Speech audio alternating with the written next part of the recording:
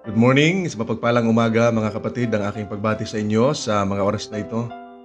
Nabati ko po ang lahat ng mga viewers sa iba't ibang dako ng mundo na nanonood ng ating Gospel Music Ministry.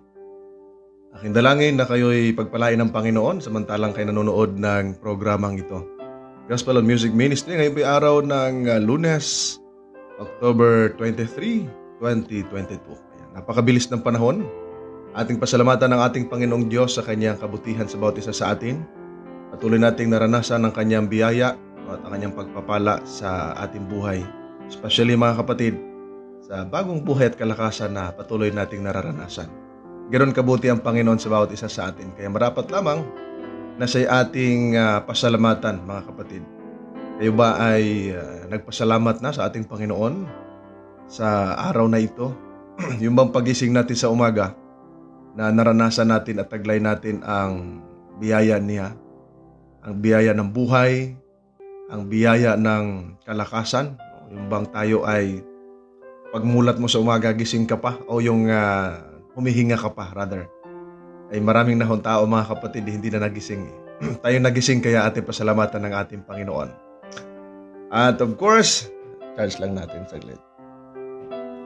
Ayan. And of course, binabati natin ang ating mga viewers sa iba't ibang dako ng mundo. Ayan, maligayang panonood po at magandang umaga sa inyo. Pakishare po ng ating live program para marami po ang makinabang at maging pagpapala din sa kanila ang ating paglilingkod sa umagang ito, mga kapatid. So, for now, ganito muna ang ating kalagayan dahil ipapaayos po natin yung ating computer at waiting na lang po tayo sa makakargahan ng ating hindi pwede sa motor. Alright, so tayo po ay mag-aral ng atin pong Sabbath School lesson mga kapatid. At samahan po ninyo ako samantalang kayo nagsishare dyan, tayo ay manalangin. Dakilang Diyos, sa mga oras na ito, kami Panginoon ay nagpapasalamat at nagpupuri sa inyong kadakilaan, sa inyong kabutihan sa bawat isa sa amin. We thank you, Lord, for the blessings, for the new life and strength na inyong pinagkalob sa amin. We thank you sa buong magdamag na inyo kaming iningatan at naranasan namin ang inyong gabay at protection. At this very moment, dear Lord, we pray for the guidance of the Holy Spirit and for the wisdom from above upang ang aming lesson na pag-aaralan sa araw na ito ay maging pagpapala sa bawat isa sa amin at patuloy na maging inspirasyon, makatulong sa amin upang kami, Panginoon, ay lalong lumago sa pananampalataya at higit sa lahat, lalong magkaroon ng interest na makisangkot sa inyong banal na gawain. Especially, Panginoon, sa misyon na inyong ipinagkaloob sa amin to bring more souls to your feet, dear Lord. Aming dalangin na inyong pagpalain ang aming mga viewers, saan man sila naroon sa mga oras na ito, maranasan nila, Panginoon, ang inyong biyaya, maranasan ang inyong patnubay at ang inyong gabay. Salamat, Panginoon, sa inyong pagdinig sa aming mga dalangin sa pangalan ng aming Panginoong Yesus. Amen and amen. Alright, amen and amen. So good morning uli sa ating mga viewers dyan. Ayan, sa Gospel and Music Ministry at sa iba pang mga platform na naka-live tayo. Alright, at sa mga oras na ito, atin po ang pag-aaralan itong lesson natin na napakaganda. Alright, mga kapatid. At sa mga oras na ang title ng ating lesson ay Sharing God's Mission. Ayan, ang ganda, no, mga kapatid? Sharing God's Mission. At nakita natin, nasundan natin na yung mga lesson natin nung nakaraan, napakaganda. That talks about God's mission to us, part 1 at part 2. And then, pinag-usapan din natin, mga kapatid, ay calling, no? God's calling, mga kapatid, sa atin for a mission. And then for this week na ating Sabbath School lesson, it talks about tinatawag natin, mga kapatid, na sharing God's mission. Ayan, dahil naranasan natin ang pagliligtas ng Diyos sa atin, naranasan natin ang kanyang paggabay, naranasan natin, mga kapatid, yung kanyang pagtubos sa bawat isa sa atin. We have no hope before. We have no salvation. We are separated. We were separated from God. It's because of sin. But nalaman natin, ayon sa pag-aaral natin sa mga salita ng Diyos, that God make a way, no, para tayo magkaroon ng kaligtasan. And now, sa ating lesson. Lesson 4 na tayo for this last quarter, sharing God's mission. Ang ating key text ay napakaganda, o memory text natin, mababasa natin at masusumpungan sa John chapter 13 verses 34 hanggang 35. Ganito ang ating mababasa sa English, mga kapatid. Sabi rito, "A new commandment I give unto you, that you love one another, as I have loved you, that you also love one another. By this, all will know that you are my disciples, if you have loved for one another." So makita natin, mga kapatid, ang ganda nung ating lesson sa ating memory text. Makikita natin, there was a commandment that Jesus ay may ipinagkaloob niya o ibinigay niya sa kanyang mga disciples. Ang sabi niya, a new commandment, bagong utos na ibinigay ko sa inyo. Ano kayang klaseng utos ito? Maliwanag po na pinakita ng ating Panginoong Hesus that you love one another. Alam niyo yung ibigin ninyo ang isa't isa tulad ng pag-ibig ko sa inyo. Ayan, dito'y pinakikita, mga kapatid, na itong pag-ibig na dapat maipadama natin sa ating kapwa ay tulad ng pag-ibig ng ating Panginoong Hesus na ipinadama sa bawat isa sa atin. Nagawa ba natin ito, mga kapatid? Dati kasi, mga minamahal, ay yung pag-ibig ng tao nung araw ay conditional, dapat may kapalit. Pero sa ating Panginoon, His love is unconditional. Mga kapatid, yung kanyang pag-ibig sa atin, yung bang nadarama natin kung gaano niya tayo kamahal. Nadarama natin kung gaano siya nagsakripisyo sa bawat isa sa atin. That's why His love, mga kapatid, ay sabi nga ng kanta, your love is greater than life. Why? Dahil ibinigay niya ang kanyang buhay para tayo magkaroon ng kaligtasan, mga kapatid. So, ang sabi niya, isang bagong utos ang ibinigay ko sa inyo na kayo'y magag-ibigan sa isa't isa. Ayan, nakita ninyo, mga kapatid, magag-ibigan sa isa't isa tulad ng pag-ibig ko sa inyo. At ang sabi rito, na kayo magag-ibigan sa isa't isa. At sa ganito'y malalaman ng lahat ng tao na kayo'y aking mga alagad. Kung, sabi rito, kung kayo'y nangag-ibigan sa isa't isa. So, napaka-importante, mga kapatid. It's very important, mga minamahal, na to show your love to our fellow men as Christ loved us, mga kapatid. Alam nyo, pag si Kristo tumulong, pag si Kristo gumawa para sa tao, laging unconditional, laging hindi siya naghingi ng yung bang palitan mo, mga kapatid. Di ba? Napakaganda.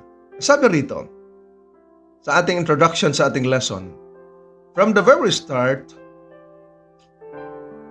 Abraham wanted to work with God to save sinners. So mula pa sa pasimula, no, in the beginning, sabi dito, mula sa pasimula, when Abraham ay nakilala niya ang Diyos, he wanted to work with God to save sinners. So napakaganda. Kayo ba, mga kapatid, ganun di ba yung inyong naging karanasan?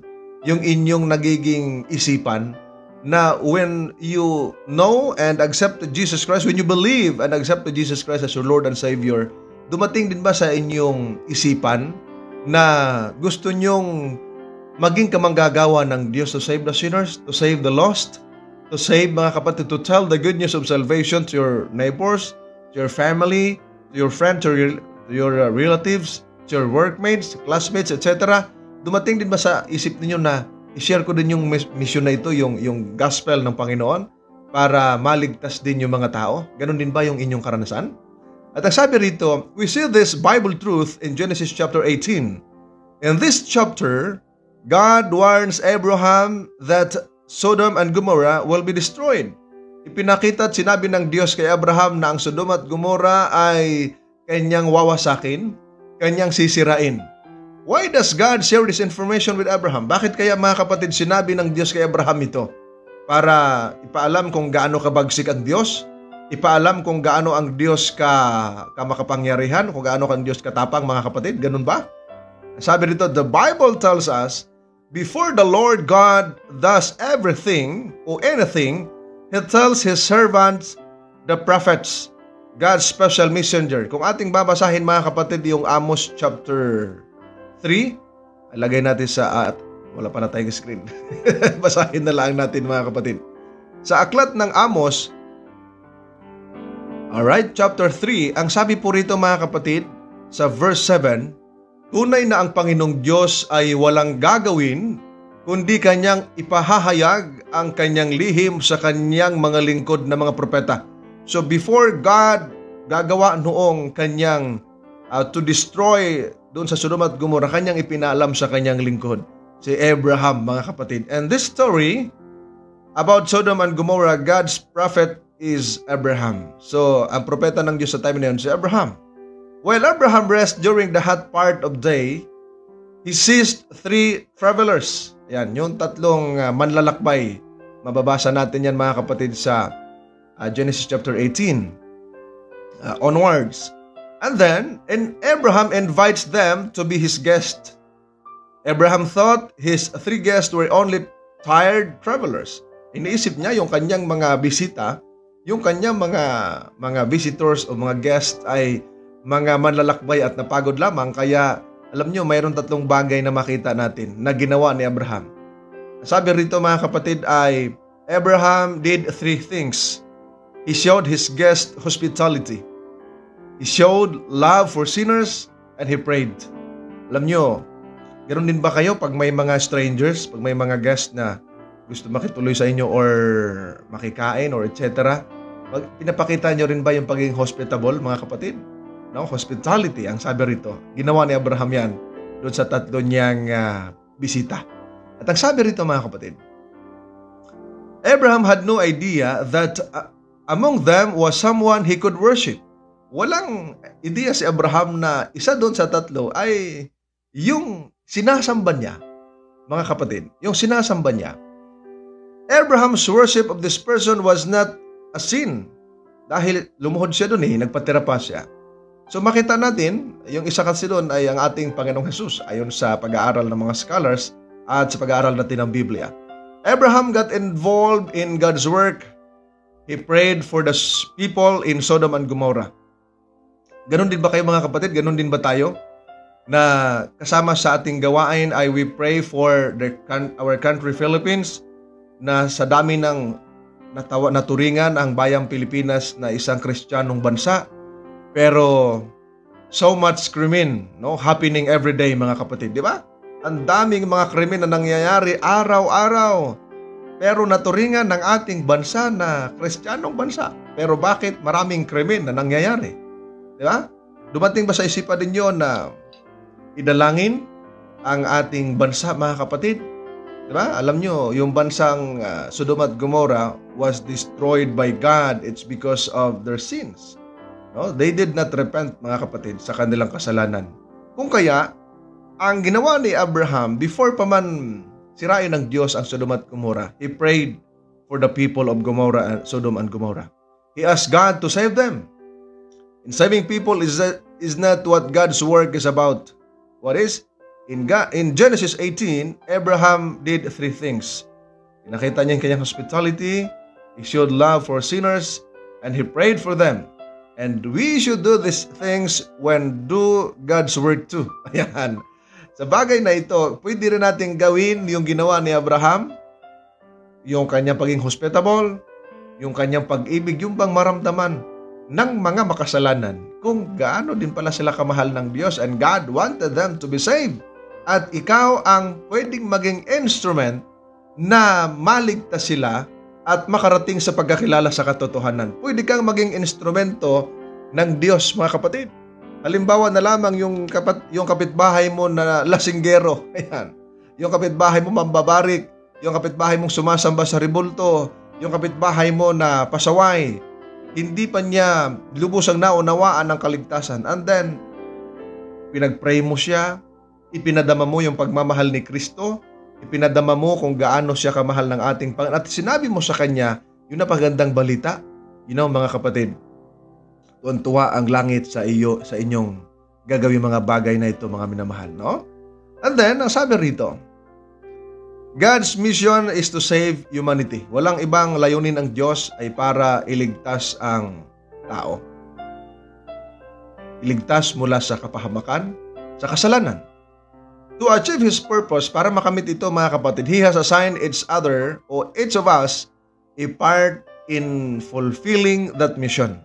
So, ipinagkaloob ito. Before Christ ascended to heaven, naalala ko yung ating lesson, yung nasa Matthew chapter 28 at nasa Acts chapter 1, na ang Diyos ay nag-iwan ng mission sa atin, no? Before He ascended to heaven. Ang sabi doon, sa Matthew 28:19 hanggang 20, makita natin doon at ang sabi ng ating Panginoon, "Go ye therefore and make disciples of all nations, baptizing them in the name of the Father and of the Son and of the Holy Spirit, and teach them to obey all that I have commanded you, and lo, I will be with you always till the end of the earth," o the end of the ages. So makita natin yung Great Commission na about isa sa atin may part, mga kapatid. At pinag-uusapan doon kung saan ka ba magsisimula. No? Where do I start? Saan ako magsisimula? Of course, you will start in your family. Dahil I know some of our brethren, mga kapatid, their families ay nandun pa rin sa kadiliman, na ay wala pa rin sa pananampalataya. So mag-start ng ganon. At ikaw ay isa ka sa inassignan, no? Inatasan ng Diyos na maging kabahagi sa gawain ito. Through the example of Abraham, we will study some of the ways in which we can share God's mission. Pag-aralan natin yung mga iba't ibang mga kaparaan ng ginawa ni Abraham. Paano siya nag-mission? So, sharing God's mission, mga kapatid. So, the hospitality. Yan, mahalaga nito pinakita natin. Ang sabi rito sa Hebrews chapter 13 verse 2, mayroong napakagandang binanggit dito, mga kapatid. Ang sabi dito sa ating banal na kasulatan, Hebreo Kapitulo 13, versikulo 2. Kung kayo may mga Bible or ballpen, take note na lamang ninyo, mga kapatid.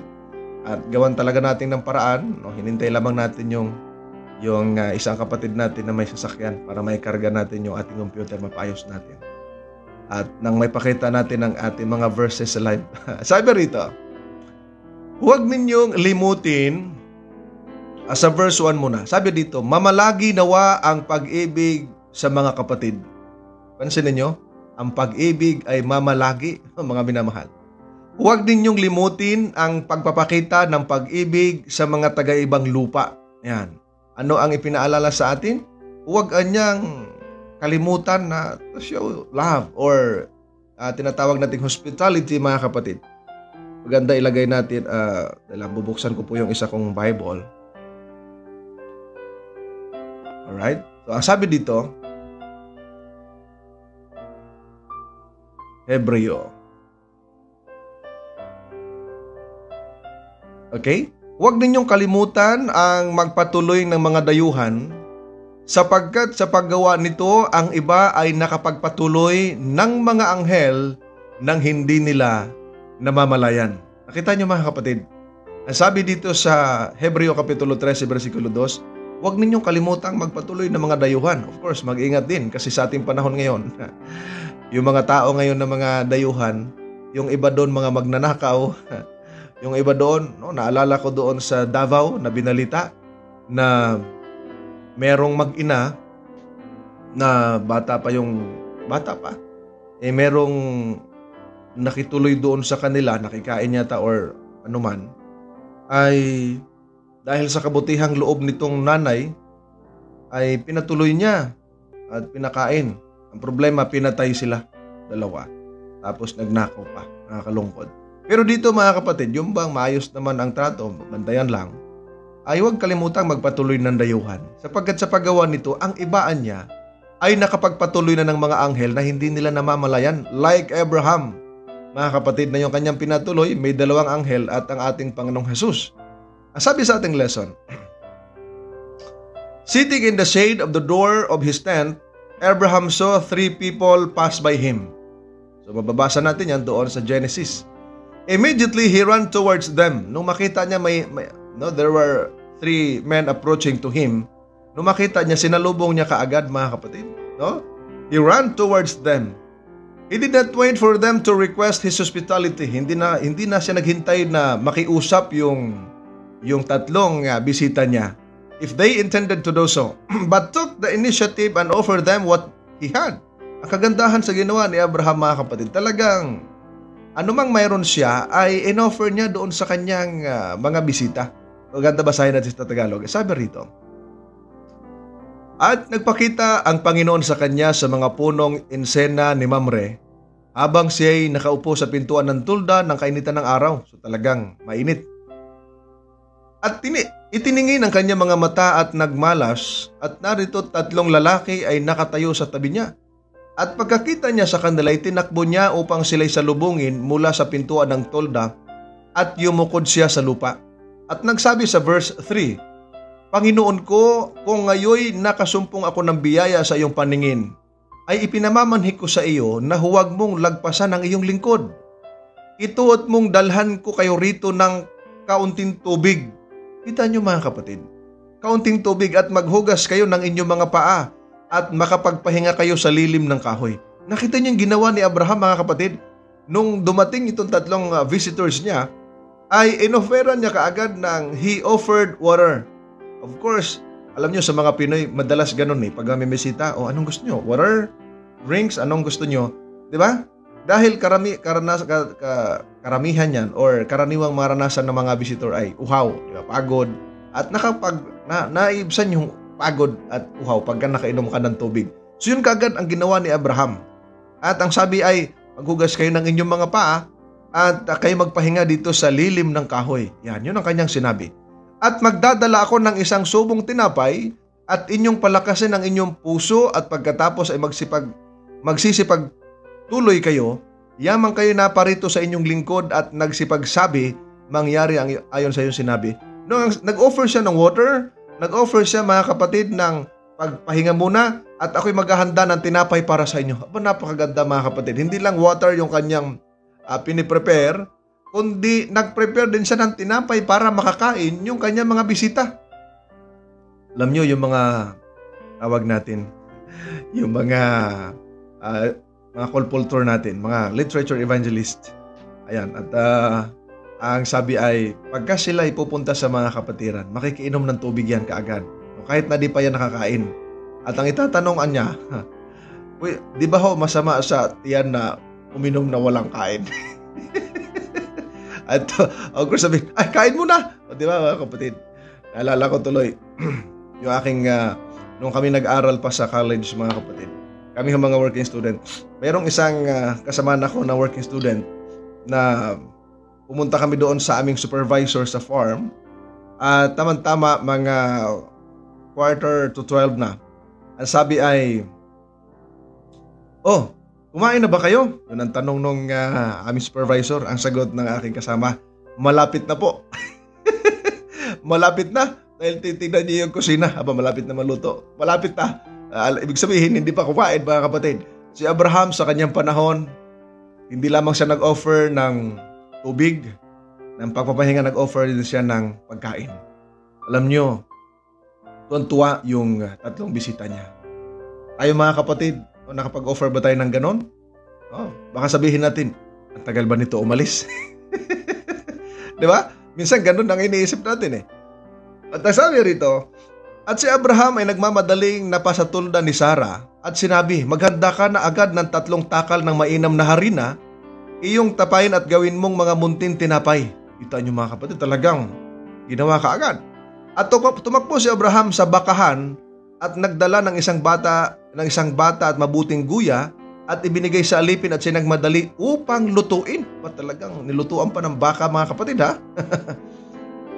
At siya kumuha ng mantikili at ng gatas at ng guyang niluto niya at inihain sa harapan nila at siya tumayo sa siping nila sa lilim ng punong kahoy at sila'y nagsikain. Nakita niyo mga kapatid, talagang ganun ka tindi yung pag-asikaso ni Abraham sa kanyang 3 bisita. So makita natin yung mga kapatid, yung talagang gusto niyang masatisfy yung kanyang visitors. Abraham wanted to satisfy to the best of his ability the needs of those with whom he interacted. Not only the material ones, but also the spiritual ones. Therefore, he built an altar wherever he went, mga kapatid. Talagang ganun ka spiritual si Abraham. In this way, he became a blessing to those around him, an example to imitate. So makita natin si Abraham, mga kapatid, ay naging pagpapala doon sa mga taong nakapalibot sa kanya, at an example to imitate him na pwede mong gayahin yung kanyang napakagandang ginawa, his hospitality, mga minamahal na mga kapatid. Kayo ba ay naranasan nyo yung karanasan na ginawa ni Abraham? Na talagang napaka-hospitable niya at talagang yung the best of his ability ay ginawa niya yung kanya makakaya para paasikaso niya, mapakain niya yung kanya mga visitors, mga kapatid. Di ba? May mga taong kilala ako na napakaganong klaseng mga tao, mga kapatid, no? Na naging pagpapala sila sa kanilang kapwa. Hindi yung naging problema. Yung iba ay naging sakit sa ulo ng mga tao. Pero si Abraham, mga kapatid, ay naging pagpapala siya. So isa sa lesson na makita natin dito sa first day ay tanungin natin ang ating mga sarili, naging pagpapala din ba ako sa aking kapwa? Sa ministry ng Panginoon? Sa aking kapitbahay? Sa mga nakapalibot sa akin? Naging pagpapala din ba ako? Or itinago ko yung mga pagpapalang binigay ng Panginoon sa akin? Mga ganun, mga kapatid, tulad ni Abraham. No? Naging blessing siya sa mga nakapalibot sa kanya. And then, love for others. Ayan. So, dito, mga kapatid, kung ating itutuloy yung pagbabasa ng Genesis chapter 18, ay dito ipinakita ng Panginoon na sinabi niya na ang sigaw ng Gomora at Sodoma ay malakas sapagkat ang kasalanan nila ay napakalubha. Kita niyo, mga kapatid, their sins ay talagang matindi, mga kapatid. At ang sabi ng Panginoon, at bababa ako ngayon at titignan ko kung ginawa ang ayon sa sigaw na dumarating hanggang sa akin at kung hindi ay aking malalaman. Pero merong pag-intercede si Abraham, mga kapatid. Alam niyo ang sabi niya? At lumapit si Abraham at nagsabi, ang mga banal ba ay iyong lilipuling kasama ng mga masama? Ito yung tanong, mga kapatid, na nag-udyok sa ating Panginoon. Yung tinatawagin natin, mga kapatid, nagbigay ng sagot na malaman ni Abraham upang makasiguro siya na yung mga banal na nandoon ay hindi kasamang mamamatay. Kasi ang sabi ng Panginoon, o yung lalaki, at ang mga lalaki nagsilayo roon at nagsitungo sa Sodoma, datapot si Abraham ay nakatayo pa sa harapan ng Panginoon. Dahil tatlo ito, yung dalawang anghel pupunta na doon at ang Panginoon ay nandoon na iwan. Kaya lumapit si Abraham nagsabi, ang mga banal ba ay lilipuling kasama ng mga masama? Ang tanong na ito, mga kapatid, ay napakaganda para malaman, madadamay ba ang mabubuti dahil sa kasamaan ng masama? Who was Abraham worried about, the righteous or the wicked? Alam nyo, ang worries ni Abraham ay, of course, yung mga matuwid. Kasama ba silang lilipulin? Abraham had the opportunity to meet the inhabitants of Sodom when he rescued them from Chedorlaomer and accompanied them back to their city. So, binalik doon. He knew that they were wicked. He also knew that a righteous family dwelt among them. So, meron mga masasama, meron din namang mga mabubuti. And God knew Abraham's heart, so He explained His plans to him and waited for his reaction. Kaya ang tanong ni Abraham, Panginoon, kasama ba ang mga matuwid na lilipulin mo doon sa mga masama? Abraham had not loved the wicked inhabitants of Sodom. He would have said, rescue my nephew, do not let him perish with the wicked. But that wasn't what he has asked for. We are to love others because God died for them, and there is still hope that at some point in their lives they will accept salvation. So, ganun ang tanong ni Abraham, mga kapatid, dahil of course, para mabigyan niya ng pansin na ang nais niya, mga kapatid, ay hindi kaagad ganun ang mangyari. Pero, nakita natin, mga kapatid, ay tinatanong nga ni Abraham, paano kung may 50 doon na mga banal? Susunugin mo pa rin ba? Sabi ng Diyos, hindi ko susunugin, alang-alang sa mga banal. Sabi dito, mga kapatid, Abraham's heart is empty of all pride when he answers God. Abraham's words are filled with respect for God. May you never do such thing as to destroy the good with the bad. May the good never be punished like the bad. You would never do such a thing. Will not the judge of all the earth do what is right? So si Abraham, Abraham's hope, mga kapatid, his love for the people in Sodom and Gomorrah would save everyone in the cities. Kasi, ang sabi ng Diyos, kung may mga banal doon na 50 or 20, ayon sa tanong ni Abraham sa Diyos, hindi niya susunugin. So nakakatuwa na yung concern, yung pagmamalasakit ni Abraham not just for the righteous but also for the wicked. Dahil madadamay eh. Pero kung hindi naman nahatulan ng Diyos dahil sa mga matuwid na nandoon, madadamay din po yung mga masama na hindi sila hahatulan o hindi sila susunugin, mga kapatid. So makita natin, Abraham knew God's love. Alam ng Diyos na ang Diyos ay pag-ibig. So he asked God to show mercy to the people in Sodom and Gomorrah. Ano ang pakiusap ni Abraham? Maipakita yung pagkaawa o pagkahabag doon sa Sodom at Gomorrah. Abraham knew that people can change. Pwede magbago ang tao. That's why, sa ating mga paglilingkod, mga kapatid, dapat ay lagi nating isipin. Huwag nating isipin na hindi na magbabago ito, masama na ito. Ito'y wala ng kaligtasan. Dapat hindi ganoon ang atin, mga kapatid. Dapat sa atin ay lagi nating iniisip yung positive that these people, bagaman sila ay makasalanan, bagaman sila ay mga pasaway ng mundo, pero pwede silang magbago, mga kapatid, through the help of the Holy Spirit. Okay? So he asked God to show mercy to the people, ang sabi rito, because alam niya na ang tao pwede magbago. They can come to God and ask for forgiveness. Diba? Pwede naman lumapit sa Diyos at humingi ng kapatawaran. Abraham knew that as long as someone is alive, there is always hope that God can save this person. Diba? Habang nabubuhay, ang sabi rito, as long as someone is alive, there is always hope. Alala ko tuloy yung kanta na, habang may buhay, may pag-asang makakamit. Tignan niyo, mga kapatid. May pag-asa pa. Huwag mo lang hintayin na mamatay ka. Mamatay ka without knowing Jesus. Do not die without knowing Jesus. Huwag kang mamatay na hindi mo inilala at tinanggap ang ating Panginoong Jesus, mga kapatid. Sayang ang buhay, na ipinahiram sa atin ng ating Panginoon, mga minamahal na mga kapatid.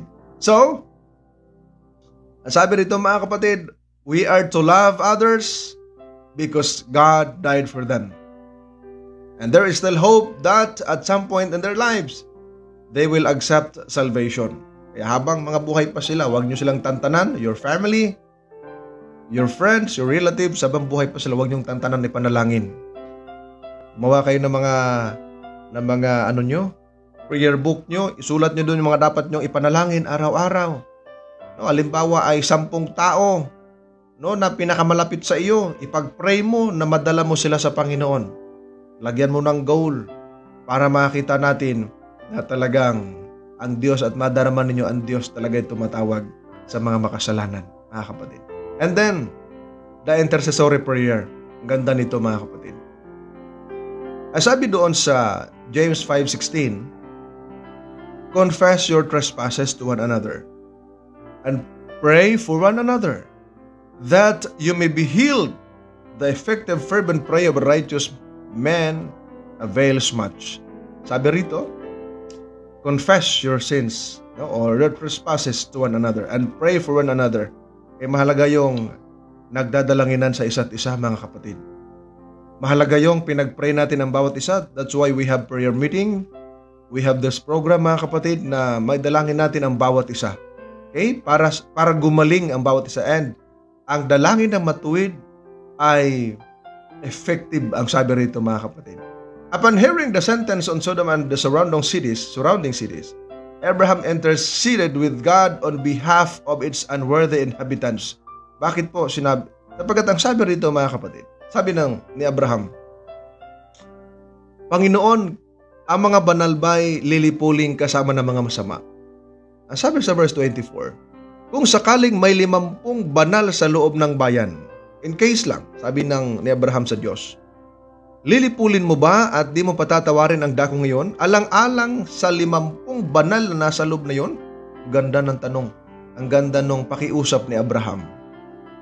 Verse 25, malayo nawa sa iyo ang paggawa ng ganito, na ang banal ay iyong patayin kasama ng masama. Ano pat ang banal ay mapara sa masama. Malayo nawa ito sa iyo, di ba gagawa ng matuwid ang hukom ng buong lupa? So makita natin, mga kapatid, ay may sagot ang Diyos. Sa verse 26, at sinabi ng Panginoon, kung makasumpong ako sa Sodoma ng 50 banal sa loob ng bayan, Patatawarin ko ang buong dakong yaon alang-alang sa kanila. So hindi susunugin ng Panginoon for the sake of the 50 righteous, mga kapatid. Diba? For the sake of the righteous ay hindi niya susunugin. Surely among them, there are fair people who do not deserve to die. Maybe 50, 45, 40, 30, 20, or 10, mga kapatid. Kung babasahin natin hanggang 32. Pero ang sabi dito, actually, there were 4 minus 1 pa. And God spared an entire city, Zoar, for their love. That was the answer to Abraham's intercessory prayer. Sino yung nakatakas? O sino yung pinaalis doon? 4 sana, naging 3 pa.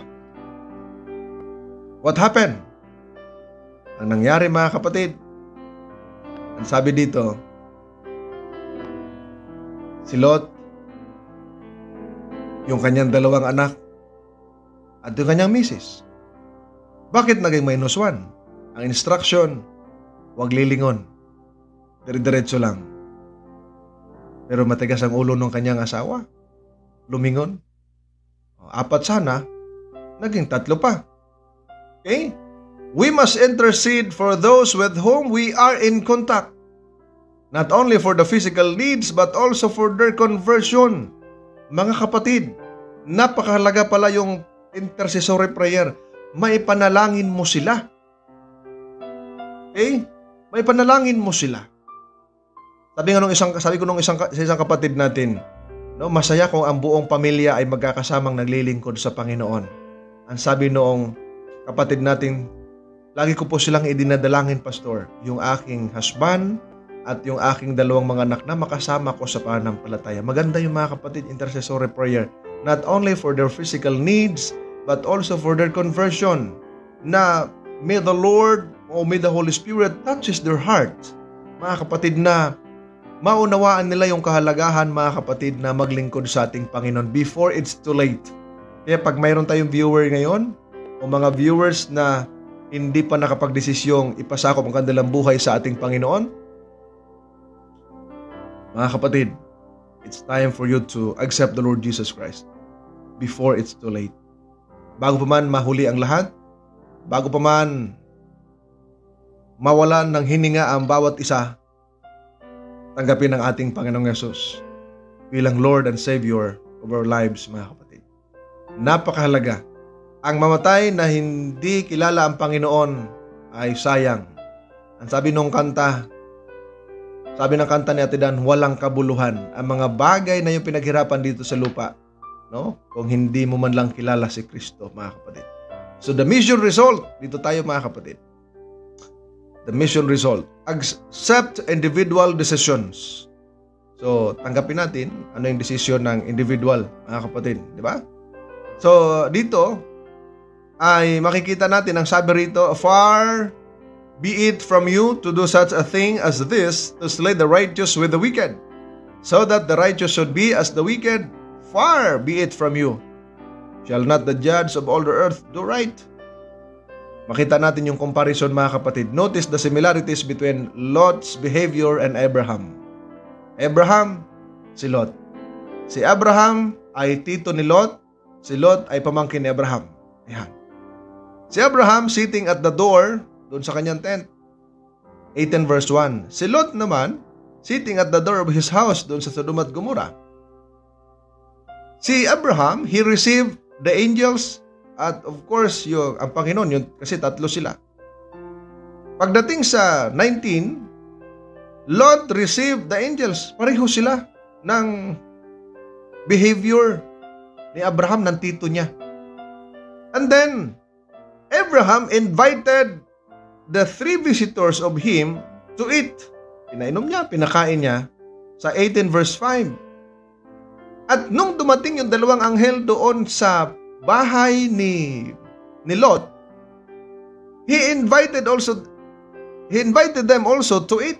Pareho sila, mga kapatid. Pareho. And intercede for others. 18 verse 24 si Abraham, ganon din si Lot, interceded for others. Genesis 19 verse 24. Alam nyo yung napakagandang namana ni Lot na behavior kay Abraham, itong pagiging hospitable.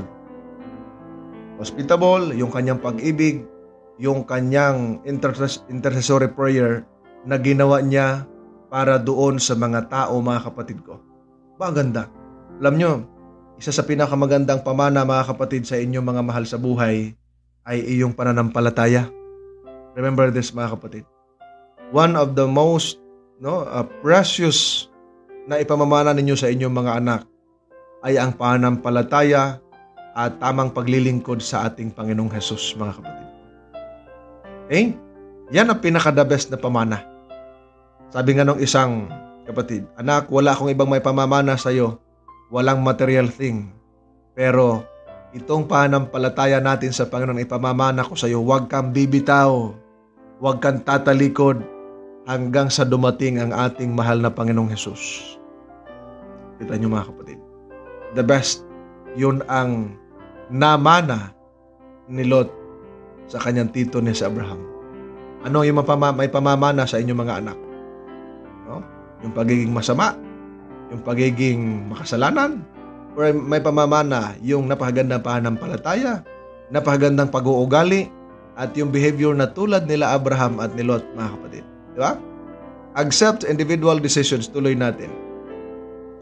Abraham interceded for Sodom and Gomorrah, but only 3 people survived. Grabe, mga kapatid, ano?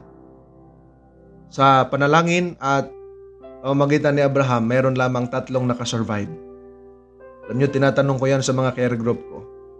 How many people are there in your barangay? 100? 1,000? Ilan ang maliligtas sa kanila sa pamamagitan mo?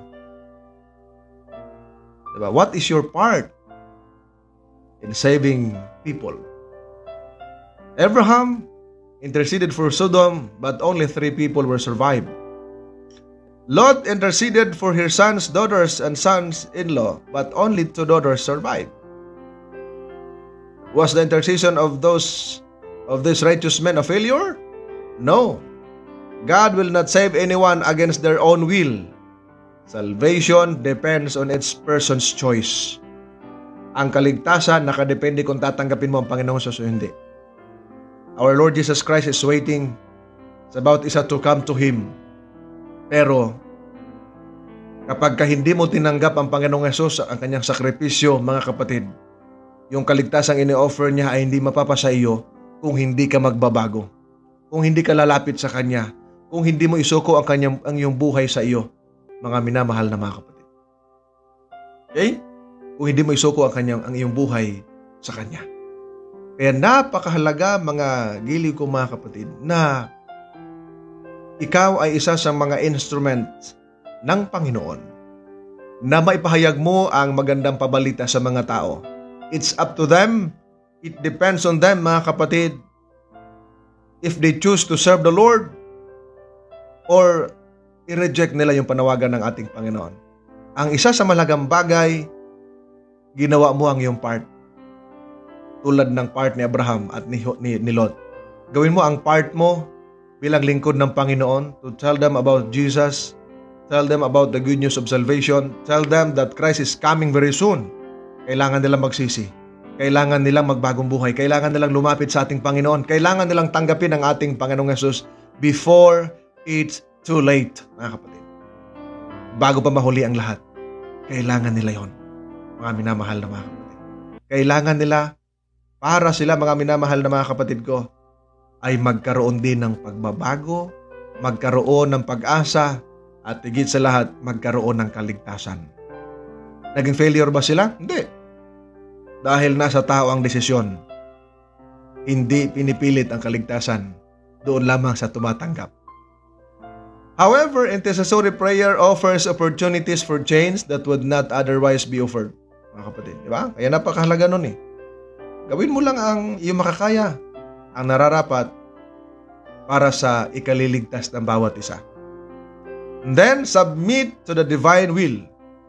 And Abraham went up in the morning and he looked toward Sodom and Gomorrah. Behold, the smoke was rising from the earth like the smoke of a furnace, mga kapatid. Basahin natin sa Tagalog. 19 verses 27 hanggang 28. Sabi rito, at si Abraham ay sumampang maaga ng kinaumagahan sa dakong kinatayuan niya sa harapan ng Panginoon. At siya'y tumingin sa dakong Sodoma at Gomora at sa buong lupain ng kapatagan at tumanaw. At narito, ang usok ng lupain ay nagpaiilang lang na parang usok ng isang horno. Grabe mga kapatid, ano? Walang makatakas. Kahit gaano katapang ng isang tao, kahit gaano kayabang ng isang tao, pagdating sa parusa ng Panginoon, no one can escape, mga kapatid. No? Walang makakatakas. Wala, mga kapatid. Hindi ka makakapagtago, hindi ka makakatakbo sa harapan ng Panginoon, mga kapatid. Ang kaligtasan ay choice mo kung tatanggapin mo sa Panginoon o hindi. Ang kaparusahan at kapahamakan ay bunga yan ng pagpili ng isang tao. Diba, mga kapatid? Bunga ng pagpili ng isang tao. If you choose not to be saved, then isa ka sa susunugin sa apoy. If you choose to follow Jesus, if you choose to accept Jesus as your Lord and Savior, then you will have eternal life na igagrant ng Panginoon sa mga tao na tumanggap sa Kanya muling pagparito. Okay? Sabi dito, when God called him to go to Canaan and be a blessing to the world, Abraham obeyed. He did not ignore the call, nor did he give it any if or buts, mga kapatid. Nung tinawagan ng Diyos si Abraham, mga kapatid, na pumunta doon sa Canaan at maging pagpapala sa buong mundo, sumunod si Abraham. Meron din ba tayo, mga kapatid? No? Marami ba tayong mga palusot? Diba? Having to separate from his nephew, he let him choose the territory, knowing that God would fulfill His will in any case. Mahiwalay, mga kapatid eh. Pero pinili niya para sundin ang kalooban ng ating Panginoon. After his intercessory prayer for Sodom, Abraham left the next morning hoping to see his request fulfilled. But what he saw was destruction, mga kapatid. No? Alam niya, hindi matuloy, pero nakita niya ay talagang nangyari ang dapat mangyari. There were no complaints from him. Hindi ka nakarinig ng pagrereklamo, murmuring sa Panginoon. Hindi ka makarinig ng ganun kay Abraham sa panahon na ito. Kung sa atin yun, minsan tatanong natin, Panginoon, bakit? Di ba? Panginoon, bakit? Di ba? Bakit hindi ganito? Bakit ganyan? Mas marunong pa ba tayo sa Diyos? Di ba? Pero, gawin mo ang nararapat. Gawin mo ang iyong part. It's up to them, to the people, to decide, mga kapatid. And once again, he submitted to the divine will, and we must always accept God's will, even if it differs from ours. Kung ang ating nais ay iba sa nais ng Diyos, huwag tayong magreklamo. Let us follow God's will, not ours, mga kapatid. Not our own will. Bakit? Mapapahamak lamang tayo, mga minamahal na mga kapatid. Dahil alam ng Diyos kung alin na nakakabuti sa atin. Alam ng Diyos kung alin yung nararapat sa atin, mga kapatid ko. Sabi rito sa Patriarchs and Prophets, page 140, love for perishing souls inspired Abraham's prayer. Yung mga mawawalay, yung mga mapapahamak ay nag-inspire sa prayer. While he loathed the sins of that corrupt city, he desired that the sinners might be saved. Ganun na lamang ang pagnanais niya na sana maligtas pa yung mga makasalanan. Sana magkaroon pa ng pagbabago sa kanila. His deep interest for Sodom shows the anxiety that we should feel for the impenitent. We should cherish hatred of sin, but pity of love and love for the sinner, mga kapatid. Bagaman, God hate the sins, He loved the sinners. Kaya habang may panahon pa, huwag niyo pong pabayaan ang inyong mga mahal sa buhay na mapahamak, Huwag ninyo pong pabayaan sila, huwag nyo hayaan sila na maimpyerno. Huwag nating itago, huwag tayong maging selfish sa kaligtasang ini-offer ng Panginoon. Mga kapatid, tayo po ay maging instrumento ng ating Panginoon. Merong weekly challenge dito sa atin. In our cities, we face obstacles in preaching the gospel. Appropriately and effectively, we need to beg God to intervene. Lalo na dito sa Batangas, mga kapatid, it's very hard, no, to bring in preaching the gospel. Wala masyadong dumadalo. Ano dito sa aming lugar? Mga kapatid, yung aming Bible study, first, nasa 15 ang aming Bible students. Ngayon, 5 na lang. Pakunti ng pakunti. Ayaw na ng iba. At least, you did your best. Okay? Find a way to advance challenge. Find a way to connect with someone who is going through a difficult situation similar to yours. Tell the person you are praying for them and ask God to show what you can do to help them. Napaganda, mga kapatid, no? Yung bang, lalo na pagka may kapitbahay ka na who are struggling, may padama mo sa kanila na pinagpipray mo sila, and in any way you can help them, abot na yung mga kaya, and they could feel the love of the Lord, the blessing of the Lord through you. And of course, sabi ng Bible, they will glorify God in heaven. Sabi ng Bible, mga kapatid, let your light so shine before men, that they may see your good works and glorify your Father which is in heaven, mga kapatid.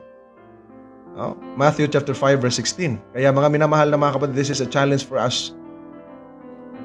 We have families, friends, relatives, neighbors, mga kapatid, who are not yet in the faith, who are not yet accepted the Lord Jesus Christ as their Lord and Savior. We have so much work to do. Challenge yourself to become effective and to be involved in the ministry. Dahil mga minamahal na mga kapatid, gusto ng Panginoon na makisangkot ka sa gawain para mas maraming kaluluwa ang madala sa kanyang paanan, mga minamahal na mga kapatid. Okay? So sa mga oras na ito, mga kapatid, I hope na kayo ay nakinabang sa ating lesson for this week. Tayo po ay dadako sa ating panalangin. So sorry mga kapatid, I could not read your prayer request kasi po ay sa live po dito, konti lang makikita.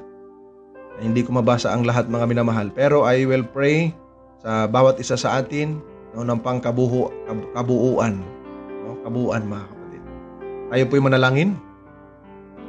Dakila naming Diyos na makapangyarihan sa lahat, we praise you and we thank you, the Lord, sa wonderful lessons na amin pong napag-aralan sa umagang ito. Thank you, Panginoon, na ipinalala niyo sa amin ang challenge ng amin pong gagampanan, ang mga responsibility to preach the gospel, sharing the vision, sharing, Panginoon, the mission na inyo pong ipinagkaloob sa amin to tell the people about Jesus before it's too late.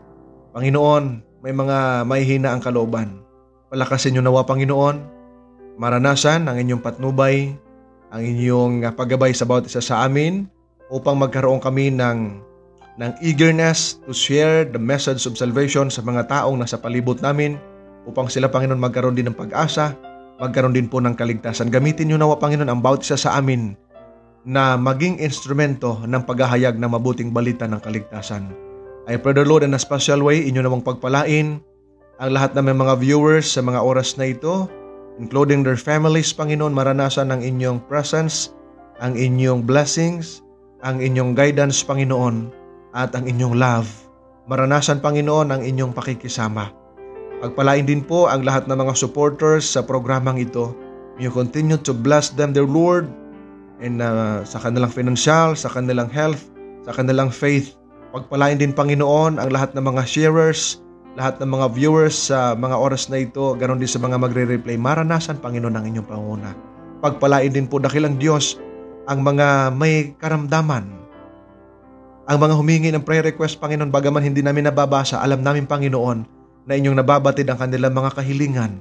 Maaari po ba, Panginoon, may you touch, dear Lord, sa kanila po mga karamdaman upang magkaroon ng kagalingan.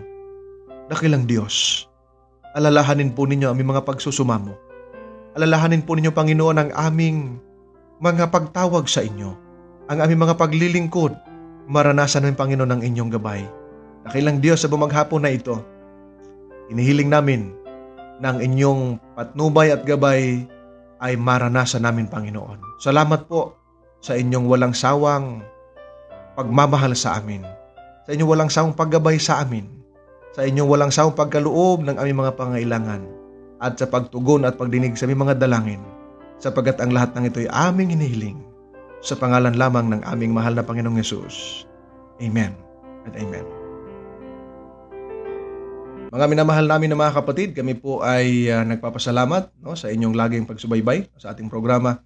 I hope na nakinabang kayo sa ating pong paglilingkod sa umagang ito. Ingat po kayo sa maghapon at pagpalain tayo ng ating mahal na Panginoon. Abangan po niyo bukas ang ating morning devotional at sama-sama tayo na mag-aral ng mga salita ng Diyos at gawa natin ang paraan bukas na makabati tayo, mga kapatid, lalo na sa mga prayer request natin. At salamat po sa inyong pagsama sa inyong lingkod, kapatid na Joel Arsenal. Pagpalain kayo at sa inyong pag-follow sa ating Gospel and Music Ministry. God bless, mga kapatid.